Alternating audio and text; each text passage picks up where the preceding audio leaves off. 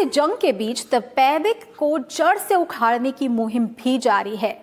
मौजूदा वक्त में राष्ट्रीय तपेदिक उन्मूलन कार्यक्रम के तहत इस रोग को जड़ से खत्म करने का अभियान चलाया जा रहा है। हाल ही में जारी वार्षिक टीबी रिपोर्ट 2020 में इस कार्यक्रम के बेहतर परिणाम भी सामने आए हैं, जिससे साल 2025 तक देश से टीबी खत्म करने के महत्वाकांक्षी मिशन को बल मिलता दिख रहा है। पेश है एक रिपोर्ट।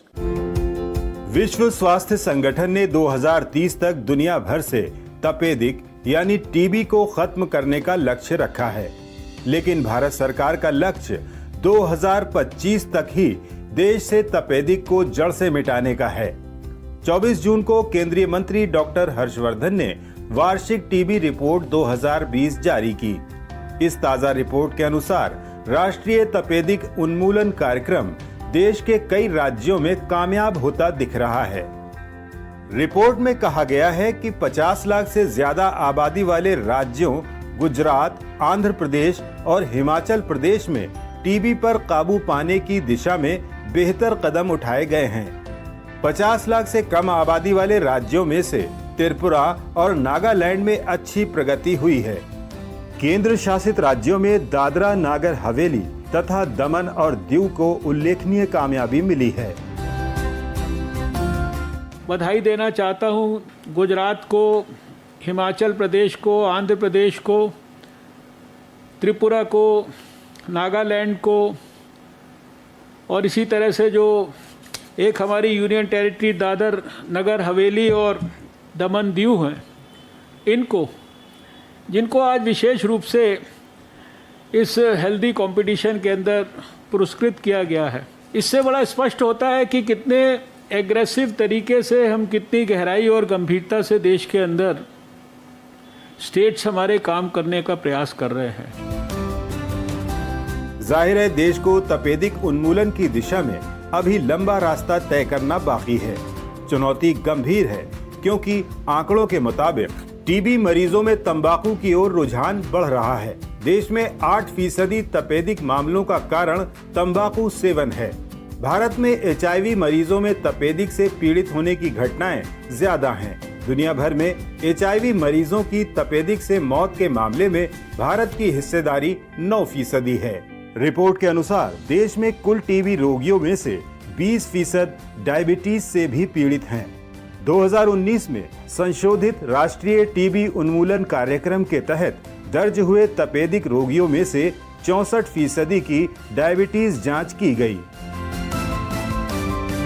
तपेदिक उन्मूलन की दिशा में सबसे बड़ी समस्या रोगियों के मामले दर्ज न होने की है। आंकड़ों के मुताबिक अब भी देश भर में करीब 5,40,000 टीबी मरीजों की जानकारी नहीं है। हालांकि विश्व स्वास्थ्य संगठन के मानकों से तुलना की जाए तो कुछ मामलों में भारत की हालत बेहतर है। मसलन 2019 में भारत में तपेदिक के कारण 79,144 मरीजों की मृत्यु हुई, जबकि WHO ने भारत में 4,40,000 रोगियों की मौत का अंदेशा जताया था। भारत सरकार कई योजनाओं के जरिए तपेदिक उन्मूलन कार्यक्रम को अंजाम दे रही है। इनमें निक्षय इकोसिस्टम के तहत देश भर में टीबी मरीजों की जानकारी और उनके इलाज की निगरानी की जाती है। निक्षय पोषण योजना में टीबी मरीजों के उचित खानपान के लिए वित्तीय मदद दी जाती है। सितंबर 2019 में शुरू की गई टीबी हारेगा देश जीतेगा योजना टीबी उन्मूलन को प्रभावी बनाने की दिशा में उठाया गया कदम है।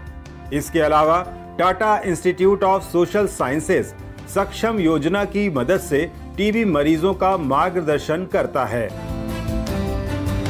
10 लाख हम केसेस को मिस कर जाते थे, लेकिन आज हम जब इस समय विश्लेषण कर रहे हैं तो हमारे जो मिसिंग केसेस हैं वो सिर्फ 2.9 लाख रह गए, यानी 7.1 लाख केसेस जो एक साल पहले तक मिसिंग कैटेगरी में चले जाते थे, हम उनको ढूंढ नहीं पाते थे।